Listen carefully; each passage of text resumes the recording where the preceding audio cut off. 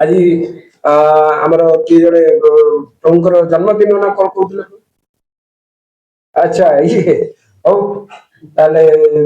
विशेष कर अनुरोध ये तो केक पे काटुनी काटुनी केक बजे काटिने ये करनी जो कैंडल ब्लो करनी आज्ञा अग्नि पुराण में लिखाई जे प्रज्वलित अग्नि को जदि मुखर ये द्वारा मुहरे ये द्वारा माने आप बंद करती ताहले 1 वर्षर आयु तुरंत ये हो सेटा अन्य धर्म रे ये माने ये कर तेणु ये एयर ब्लो कर ये करें आमर सनातन धर्म हूँ दीप प्रदीप महादीप तमसोमा ज्योतिर्गमय आमर सब प्रज्वलित उद्घाटन ये होगा दयाक ये करेंगे केक काटतु पचे किसी असुविधा नहीं मैदा जिनसा किसी बड़ कथा नुहे कि ये करूँ ना केक काटा माने कौन जानते आमर दीनबंधु प्रभु वृंदावन से कहते एग्जाम्पल दौले गोटे भल प्रभुपाद गोपाष्टमी दिन कहते जे भारतीय संस्कृति केमी ना आम सब बुंदिया छाड़ू ना नहीं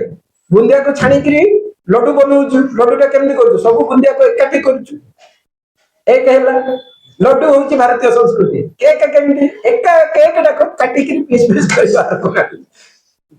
बुझीपार तेणु संगठित रे बहुवीर मिलित्वा इति संकीर्तन समस्ते मिसिक जिते हरिनाम कीर्तन करती संकीर्तन करती नाम करती से संकीर्तन कह हरे कृष्ण कृष्ण कृष्ण हरे हरे हरे राम राम हरे हरे से पछ लाइन रे माताजी अच्छा से संकोच कर हरिनाम करूना आप जानते चित्रगुप्त महाराज से पांजी पांजी माने भाई सफिस्टिकेटेड माने सीसी कैमरा अच्छी तेणु ए भवानीपुर भवानी नगर रु सीधा इस्कन कोरापुट करंतु चित्रगुप्त ऑफिस रे पहुंच जीवा जेते पाप ताप अछि सब डिलीट हो तुरंत हरे कृष्ण कृष्ण कृष्ण हरे हरे हरे राम राम हरे हरे हरे कृष्ण कृष्ण कृष्ण हरे हरे हरे राम राम हरे हरे तेणु आपण मानक अनुरोध जे भक्ति सुंदर भाव में अनुशीलन करेंगे एगुड़िकर प्रथम अंग हूँ श्रवण श्रवण नवदा भक्ति से जी आमर कहला श्रवणर आचार्य होती परीक्षित महाराज केवल श्रवण कर 7 दिन कारण भगवान से प्रथम व्यक्ति जहाँ को 7 दिन एडवांस नोटिस मिल जाता तेणु से प्रस्तुति करगले किंतु आमे जानिले तेणु आमको सर्वदा चेष्टा करेंगे जिते घरे व्यस्त रोचंती तो भोजन ये समय चेष्टा करूँ यांत्रिक जुग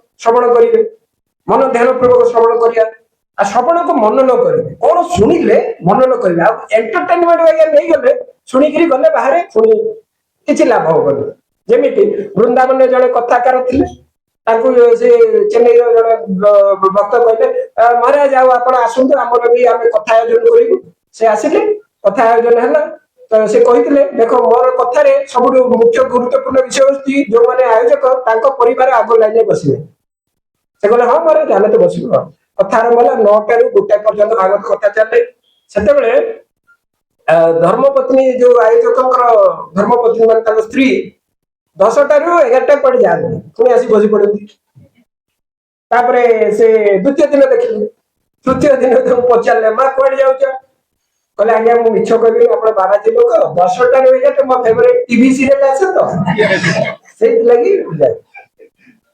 ये हास्यास्पद कथा नुहे आप सत लगुच शिक्षणीय वस्तु देखु से कथार आयोजक कथा पुणी वृंदावन वैष्णव आसी भागवत से कथा करमर देखु आसक्ति कौटी अच्छी कथार ना टीवी सीरियल तेणु आम स्वतः विचार करवा से जो दैन्यता से आसब जिते आम जमी जन को कहते प्रभु हरे कृष्ण कहीदे कहीं प्रभु शिखई तो तेज आम प्रभु कहूँ जो दिन से प्रभुंर प्रभुता आमर बुद्धि आसब आ से प्रभुंकर प्रभुताटा दर्शन हो जिवो सेतबेले आमे वॉलंटियरली प्रभु बोली स्वीकार करबा।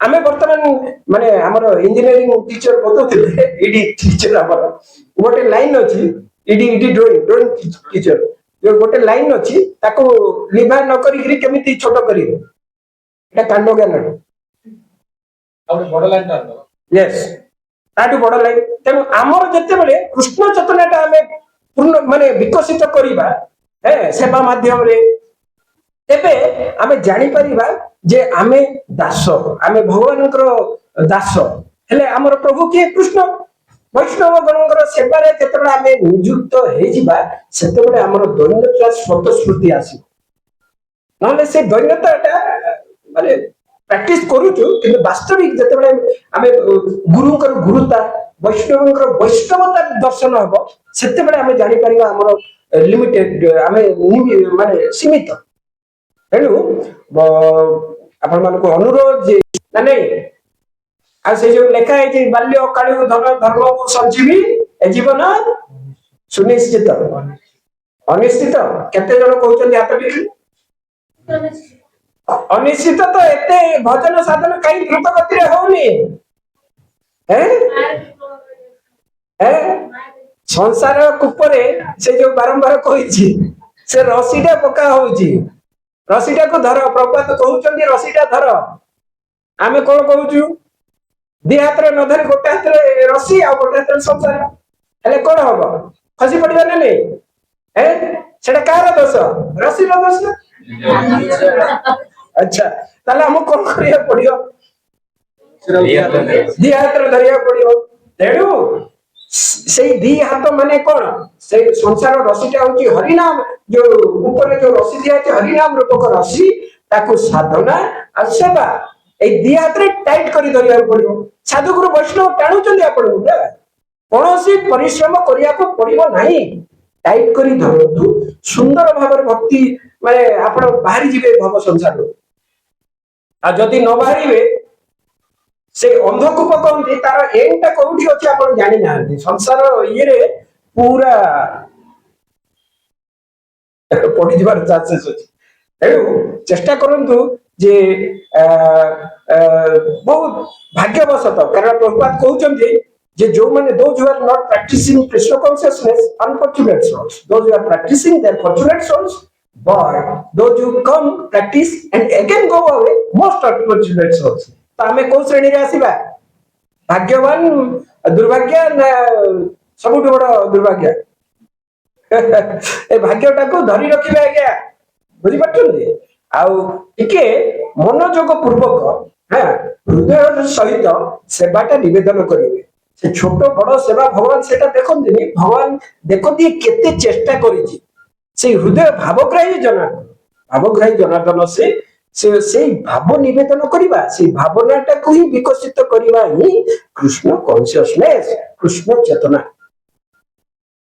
आ जदी विशेष करी मां माने जदी याको ये करिवे त आपन को घर भी कोइ दिन जो प्रसाद भोग बनेबे भगवान आसी खाइबे निश्चय खाइबे ना डाउट अछि ताले चेष्टा करिवे दृढ़ता पूर्वक चेष्टा करिवे ये माने एथि पे कहै जाउची जे बारंबार श्रवण माध्यम रे हमर जो संसार आसक्ति रहिछि से आसक्ति रूपक सूक्ष्म माने जो रज्जु अछि से गुडी को कटियो आ नियमित हमर शरीर कारण ए देखंतु माने महाभारत युद्ध शेष रे गोटे शव पडितला भगवान बसचंदी सेठी अर्जुन के साथी रे से सेठी गोटे सियाळ बुलुची से शव पाखरे तो अर्जुन पचारचंदी केशव ये सियाळ खाइबा कथा ए काई खाउनी तार संडे फिस्ट माने से काई खाउनी से तक पचारले भगवान तो से कहूची आज्ञा एटा लोकटा केबे ता पाद को जागिरी से आठड़ कला एटा केबे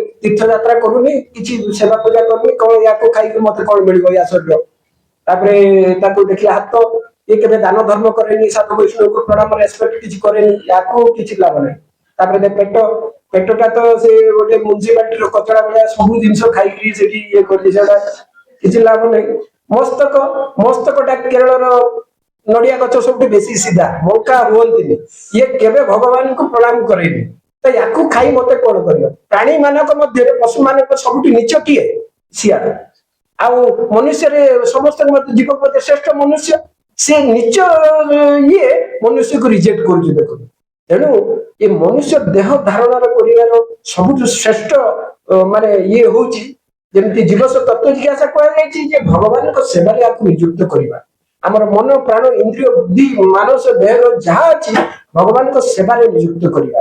କାରଣ ଏଇ ତଥାକଥିତ ଦେହ ଦିନେ ନା ଦିନେ ଆମକୁ ଛାଡିବାକୁ ପଡିବ, ବିନା ନୋଟିସରେ ଇଏରେ ଛାଡିବାକୁ ପଡିବ। କିନ୍ତୁ ଭକ୍ତିଟା ଥିଲେ ସ୍ୱଳ୍ପମସ୍ୟ ଧର୍ମସ୍ୟ ତ୍ରାୟତେ ମହତ ଭୟା। ଅଳ୍ପ ଟିକେ ଭକ୍ତି କରିଥିଲେ ଭଗବାନ ତାକୁ ବହୁ ମାନନ କରନ୍ତି, ବହୁ ମାନନ କରନ୍ତି। ମତେ ବହୁତ ଦେଇଦେଲା, କାରଣ ଭଗବାନ ଜାଣିଛନ୍ତି ନା ସେ ମୋର ତ ଇଏ।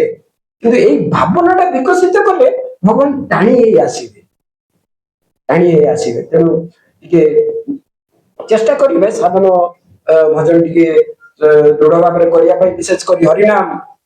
ନାମ ପ୍ରଭୁ ସାକ୍ଷାତ ମାନେ ଯେଇ ନାମ ସେଇ କୃଷ୍ଣ ଭଜ ନିଷ୍ଠା କରି ତ ଟିକେ ନାମ ଭଲ ଭାବରେ କରିବେ, ହରିନାମ କରିବେ। ଏଠି ଆମର ଯୋଉ ଉତ୍ସବ ଗୁଡିକ ହଉଛି ପ୍ରଭୁ ଯାହା ସବୁ ସେବା ଦଉଛନ୍ତି ସୁନ୍ଦର ଭାବରେ ଟିକେ ଅନୁସରଣ କରିବେ। ଭକ୍ତି ମାନେ ଫିଲିଙ୍ଗସ୍, ଫିଲିଙ୍ଗସ୍ ଭାବନାର ସହିତ ଅଫିସିଆଲ ହେଲା ମାନେ ସେଟା ଭକ୍ତିରେ ଯିବନି, ସେ କର୍ମକାଣ୍ଡ ଅନ୍ୟ ଆଡେ ପଳେଇଯିବ। ବୁଝିପାରୁଛନ୍ତି? ତ ସେତେବେଳେ ଯେତେବେଳେ ସେବାନ୍ମୁଖ ଯିବା ଦଉ ସ୍ୱୟଂ ଏବ ସୁରତ ସେଇ ଶ୍ରୀକୃଷ୍ଣଙ୍କର ନାମ ଯୋଉ ଦିବ୍ୟ ନାମ ଚିନ୍ତାମଣି କୃଷ୍ଣ ଚୈତନ୍ୟ ରସ ବିଗ୍ରହ, ସେ ଆପଣଙ୍କର ଜିହ୍ବା ରସନେନ୍ଦ୍ରିୟ ସ୍ୱତଃସ୍ଫୁରିତ ହେବେ ଯେତେବେଳେ ଆମର ଶୁଦ୍ଧିକରଣଟା ବଢିବ। ସାଧୁଗୁରୁ ବୈଷ୍ଣବଙ୍କ ମାଧ୍ୟମରେ ଆମେ ଯେତେବେଳେ ନିଜକୁ ସେବାରେ ନିଯୁକ୍ତ କରିବା, ସେ ସେବାର ପ୍ରଭାବରେ ଧୀରେ ଧୀରେ ସେ ଇଏଟା ଆସିବ। ସେ ଜଣ୍ଡିସ ରୋଗର ଉଦାହରଣ କେମିତି ଧୀରେ ଧୀରେ ଆମକୁ ଆସିବ। ତେଣୁ ହରିନାମ କରିବେ, এইଭଳି ସେବା ଆଉ ଇଏରେ ନିଯୁକ୍ତ ଥିବେ। ବିଶେଷ କରି ପ୍ରଭୁପାଦଙ୍କର ବର୍ତ୍ତମାନ ମ୍ୟାରାଥନ ଚାଲିଛି ଗ୍ରନ୍ଥ ବିତରଣ, ଟ୍ରାନ୍ସଡେଣ୍ଟାଲ ଗ୍ରନ୍ଥ ଦିବ୍ୟ ଗ୍ରନ୍ଥ ବିତରଣରେ ଯୋଉଠି ଯେମିତି ପାରୁଛନ୍ତି ଚେଷ୍ଟା କରିବେ। ପ୍ରଭୁପାଦ ସେଇ ଚେଷ୍ଟାଟା ଦେଖନ୍ତି, କେତେ ସଂଖ୍ୟା କରିଛନ୍ତି ସେମିତି ନାହିଁ, ଚେଷ୍ଟାଟା ଦେଖିବେ। ଗ୍ରନ୍ଥ ବିତରଣରେ ଟିକେ ଇଏ କରିବେ। ଆଉ ଦ୍ୱିତୀୟ କଥା ହଉଛି ଆସନ୍ତା କାଲି ଆମର ଶ୍ରୀଲ ପ୍ରଭୁପାଦଙ୍କର ସ୍ୱୀୟ ଗୁରୁଦେବ ଶ୍ରୀଲ ଭକ୍ତି ସିଦ୍ଧାନ୍ତ ସରସ୍ୱତୀ ଠାକୁର ଗୋସ୍ୱାମୀ ପ୍ରଭୁପାଦ ମହାରାଜଙ୍କର ତିରୋଭାବ ତିଥି। ସେ କହନ୍ତି ଯେ ଯେତେବେଳେ ଚୈତନ୍ୟ ମହାପ୍ରଭୁ ଏଇ ସବୁ ପ୍ରଚାରଟା ଆରମ୍ଭ ହେଇଥିଲା, ତାପରେ ଷୋଳ ଗୋସ୍ୱାମୀ ମାନଙ୍କୁ ଦାୟିତ୍ୱ ଦେଲେ। ଷୋଳ ଗୋସ୍ୱାମୀ ମାନଙ୍କ ପରେ ଏ ପରମ୍ପରାଟା ଟିକେ ଡାଇଭର୍ଟ ହେଇଯାଇଥିଲା। ତାପରେ ଭକ୍ତି ବିନୋଦ ଠାକୁର ଆଉ ଆମର ଇଏ ଜଗନ୍ନାଥ ଦାସ ବାବାଜୀ ମହାରାଜ ଏମାନଙ୍କ ଇଏ ପରେ ଭକ୍ତି ବିନୋଦ ଠାକୁର ଗୋଟେ ପ୍ଲାନିଂ କରିଥିଲେ ଯେ ଅପସମ୍ପ୍ରଦାୟ ଇଏ ମାନଙ୍କୁ କେମିତି ଇଏ କରିକି ମହାପ୍ରଭୁଙ୍କର ସେଇ ଶୁଦ୍ଧ ଭକ୍ତିର ପୂର୍ଣ୍ଣ ପ୍ରଚଳନ ନିମିତ୍ତ। ତେଣୁ ସେ ସେତେବେଳେ ଥିଲେ, ତାଙ୍କ ନାଁ ଥିଲା କେଦାରନାଥ ଦତ୍ତ। କେଦାରନାଥ ଦତ୍ତ ପୁରୀର ଡିଏମ ଭିତରୁ ଜଣେ, ପୂର୍ବ ମାଜିଷ୍ଟ୍ରେଟ, ଡିଷ୍ଟ୍ରିକ୍ଟ ମାଜିଷ୍ଟ୍ରେଟ। ତ ସେଠି ଏବେ ବି ନାଁ ଲେଖା ହେଇକି ଅଛି କେଦାରନାଥ ଦତ୍ତ, ବୋର୍ଡରେ ଅଛି। ତ ସେଠି ସେ ଥିଲେ। ତେଣୁ ସେ ଜଗନ୍ନାଥ ମନ୍ଦିରର ପ୍ରଶାସନରେ ବି ଇନଭଲ୍ଭ ଥିଲେ। ସେ ଯାଇକିରି ବିମଳା ଦେବୀଙ୍କୁ ଯାଇକିରି ପ୍ରାର୍ଥନା କରିଥିଲେ। ବିମଳା ଦେବୀଙ୍କୁ ଯେ ମା ମତେ ଗୋଟେ ପୁତ୍ର ସନ୍ତାନ ଦିଅନ୍ତୁ, ଯାହା ଫଳରେ ମୁଁ ଭଗବାନଙ୍କର ଭକ୍ତି ପ୍ରଚାର କରିବି। ତ ସେଇ ବିମଳା ଦେବୀଙ୍କର କୃପାରୁ ତାଙ୍କୁ ଏଇ ଭକ୍ତି ସିଦ୍ଧାନ୍ତ ପ୍ରଭୁପାଦ ଆବିର୍ଭାବ ହେଲେ। ତାଙ୍କ ନାଁ ରଖିଥିଲେ ବିମଳା ପ୍ରସାଦ ଦତ୍ତ। ପରବର୍ତ୍ତୀ ଷ୍ଟେଜରେ ଶ୍ରୀମଦ୍ ଭକ୍ତି ସିଦ୍ଧାନ୍ତ ସରସ୍ୱତୀ ଠାକୁର ଗୋସ୍ୱାମୀ ପ୍ରଭୁପାଦ 64 ଗୌଡୀୟ ମଠର ସଂସ୍ଥାପକ ଆଚାର୍ଯ୍ୟ ରୂପେ ପରିଚିତ ହେଲେ। ତ ଭକ୍ତି ସିଦ୍ଧାନ୍ତ ସରସ୍ୱତୀ ଠାକୁର ପ୍ରଭୁପାଦଙ୍କର ମୁଖ୍ୟ ଉଦ୍ଦେଶ୍ୟ ରୂପାନୁଙ୍କ ବିରୁଦ୍ଧ ଅପସିଦ୍ଧାନ୍ତ ଦାନ୍ତ ହାରିଲେ। ତାଙ୍କର ସିଦ୍ଧାନ୍ତକୁ ସ୍ଥାପନ କରିବାକୁ ଆଉ ଅପସିଦ୍ଧାନ୍ତ ଯେତେ ଗୁଡିକ ଅଛି ସେ ବିରୁଦ୍ଧରେ ବହୁତ ସୁନ୍ଦର ପ୍ରଚାର କରିଛନ୍ତି ପ୍ରଭୁପାଦ। ଆଉ ତାଙ୍କରି ମାନେ କୃପା ପାତ୍ର ଶ୍ରୀଳ ପ୍ରଭୁପାଦ ତାକୁ ସାରା ବିଶ୍ୱକୁ ନେଇ ଯାଇଥିଲେ ପ୍ରଚାର କରିବା ପାଇଁ। ତ ୟା ପରବର୍ତ୍ତୀ ଇଏରେ ପ୍ରଭୁ ତାଙ୍କର କିଛିଟା ଭକ୍ତି ସିଦ୍ଧାନ୍ତ ପ୍ରଭୁପାଦଙ୍କର ଗୁଣକୀର୍ତ୍ତନ କରିବେ। কারণ ସବୁବେଳେ এই ଆମର ଆମେ ଶୁଣିଛୁ ଯେ ବୈଷ୍ଣବର କରିଲେ ଗୁଣ ଗାନ ଜୀବେର হয় ପରିତ୍ରାଣ, ଶୁଣି আছে ସାଧୁଗୁରୁ ମୁଖେ। ତେଣୁ ବୈଷ୍ଣବଙ୍କର ଆବିର୍ଭାବ ତିରୁଭାବ ଉତ୍ସବରେ ଆମକୁ ସେମାନଙ୍କର ଚରିତ୍ର, ତାଙ୍କର ଲୀଳା ଏସବୁ ଯେତେବେଳେ ଆଲୋଚନା ଆଉ ଶୁଣିବାକୁ ମିଳେ, ତାକୁ ଆମକୁ ବହୁତ ଏନର୍ଜି ମିଳେ, ଆମକୁ ମାର୍ଗଦର୍ଶନ ମିଳେ।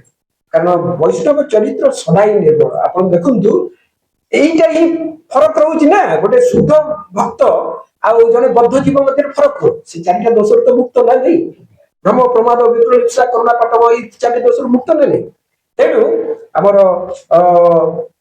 ମାନେ ଆସନ୍ତା କାଲି ପ୍ରଭୁପାଦଙ୍କର ଆବିର୍ଭାବ ଅଛି, ତଥାପି ଆଜି ପ୍ରଭୁ ସେ ବିଷୟରେ ପ୍ରଭୁପାଦଙ୍କର ଟିକେ ନୋଟିଫିକେସନ କରିବେ, କିଛି ପ୍ରେଜେଣ୍ଟେସନ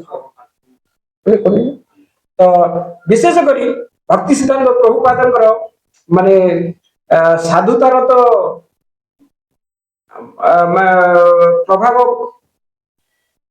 ଏମିତି ପ୍ରଭାବ ଅଛି ଯେ ଯେତେବେଳେ ଅନ୍ତିମ ସମୟରେ ଗରୁକିଶୋର ଦାସ ବାବାଜୀ ମହାରାଜଙ୍କ ସମାଧି ଉପରେ ଯେତେବେଳେ ମାନେ ତାଙ୍କ ଦିବ୍ୟ ଶରୀରକୁ ନେବା ପାଇଁ ତଥାକଥିତ ଗରୁକିଶୋର ଦାସ ବାବାଜୀ ମହାରାଜ କାହାକୁ ଦୀକ୍ଷା ଦେଇନଥିଲେ, କିନ୍ତୁ କେତେ ଜଣ ତାଙ୍କ ପାଖରେ ବି ଭଜନ କରୁଥିଲେ। ଭଜନ କରୁଥିଲେ ଯେତେବେଳେ ସମାଧି, କାରଣ ସେମାନେ କାହିଁକି ସମାଧି ଦେବେ ନା ଲୋକ ଦର୍ଶନାର୍ଥୀ ଆସିବେ ତ ଦକ୍ଷିଣା ଡୋନେସନ କଲେକ୍ସନ କରିବା ପାଇଁ, ସେଇ ଇଏରେ ସେ ତାଙ୍କୁ ସମାଧି ଦେବା ପାଇଁ ଇଏ କରୁଥିଲେ। ସେତେବେଳେ ସେ କହିଲେ ଯଦି ଏଇ ଆସିକି ସ୍ପର୍ଶ କରିବ ଗୁରୁଦେବ ଆସ। ତ ସେ ପ୍ରକାରର ଯୋଉ ବ୍ୟକ୍ତିତ୍ୱ, ସେଥିରେ ଜଣେ ପୁଲିସ ଥାଏ ଓଲଟା ଡଙ୍ଗା ନା କୋଉ ଜାଗାର, ସେଠି ପୁଲିସ ଇନ୍ସପେକ୍ଟର କହୁଛନ୍ତି ଯେ ମହାରାଜ ଆପଣ ଏମିତି କହିଲେ ପୁଣି ବିଶ୍ୱାସ କେମିତି ହବ ନା, ଆପଣ ଛିଡା ହେଇ ଦେଖନ୍ତୁ, ମୁଁ ଦେଖିବିନି ତାଙ୍କ କଥାରେ କେତେ ସେମାନେ କେତେ ଇଏ କରୁଛନ୍ତି। କେହି ଆସିଲେନି ଆଜ୍ଞା, କେହି ଆସିଲେନି। ସେ ନିଜେ ଯାଇକିରି ପ୍ରପାତ ଦେଲେ ଆମର ଗରୁକିଶୋର ଦାସ ବାବାଜୀ ମହାରାଜ ସମାଜ।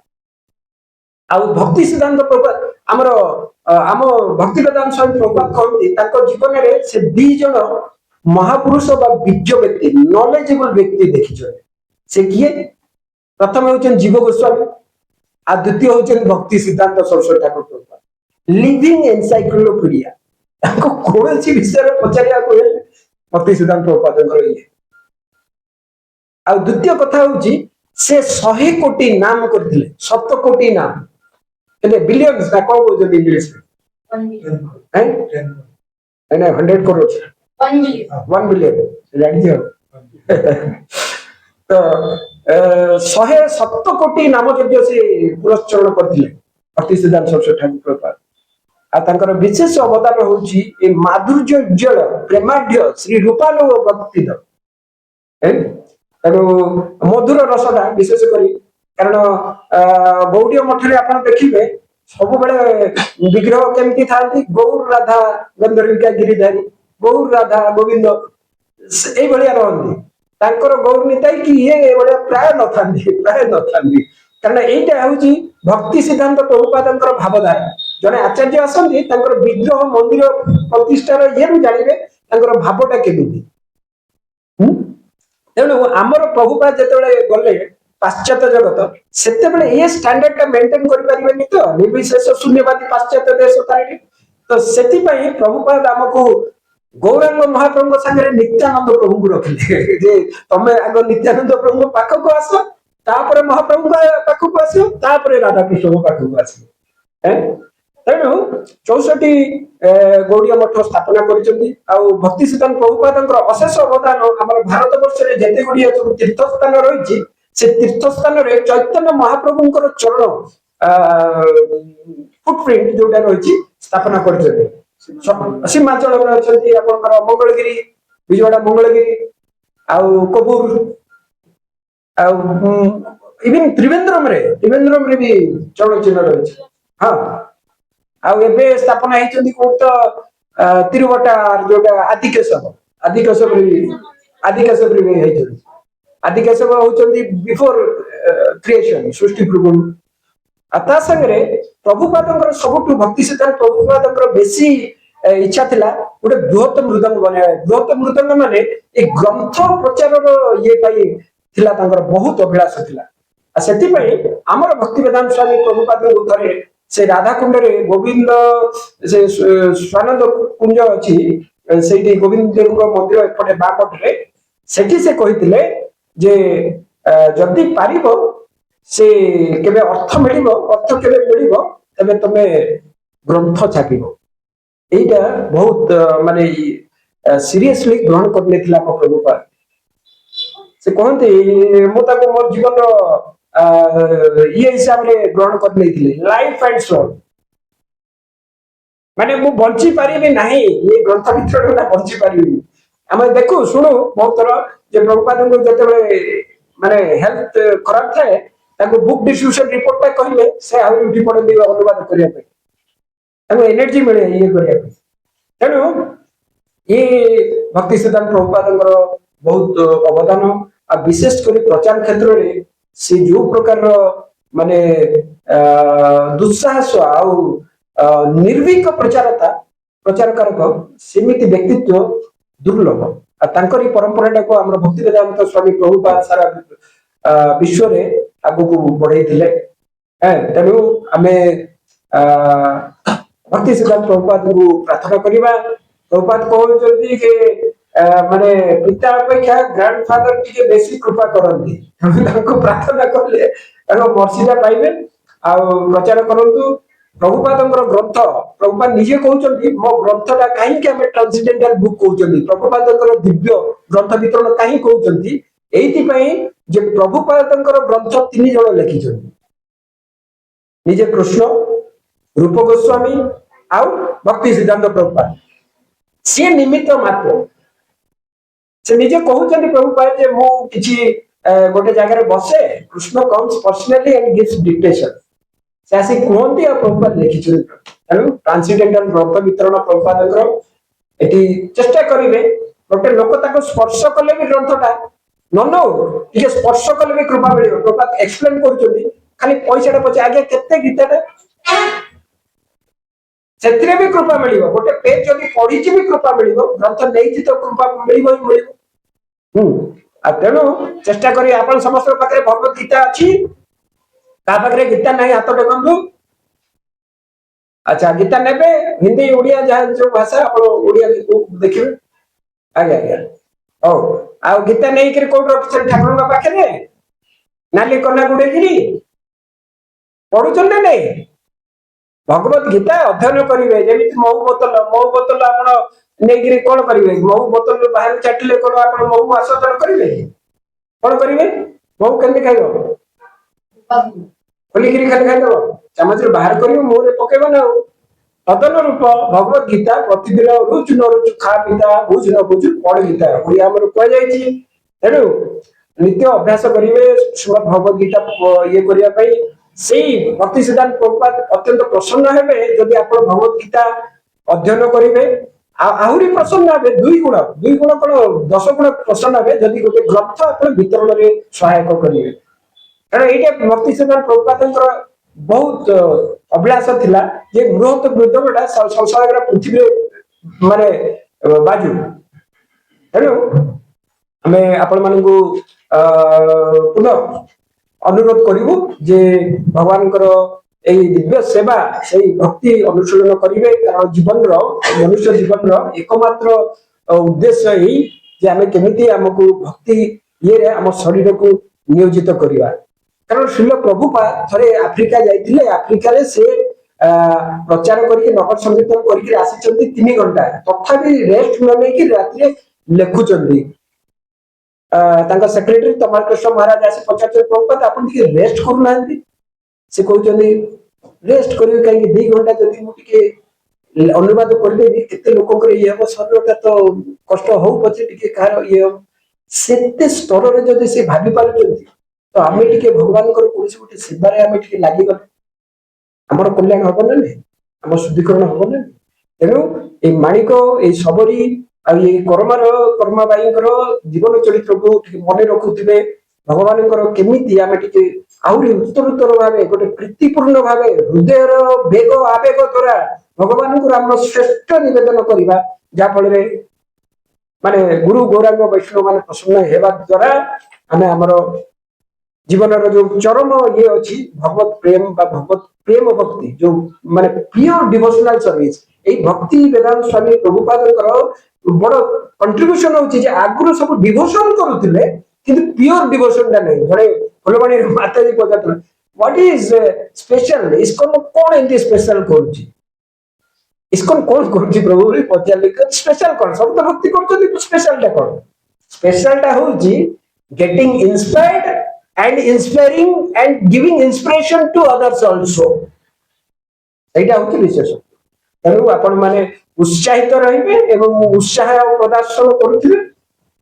ହଉ, ଦ୍ୱିତୀୟ ପର୍ଯ୍ୟାୟ ରେଡି ହେଇଗଲାଣି। ପ୍ରଭୁ ଆମର ଟିକେ ଇଏ କରିବେ। श्रीमद् भागवतम की जय, श्रील प्रभुपाद महाराज की जय, समवेत भक्तवृंद की जय, ताई गौर ब्रह्मानंद।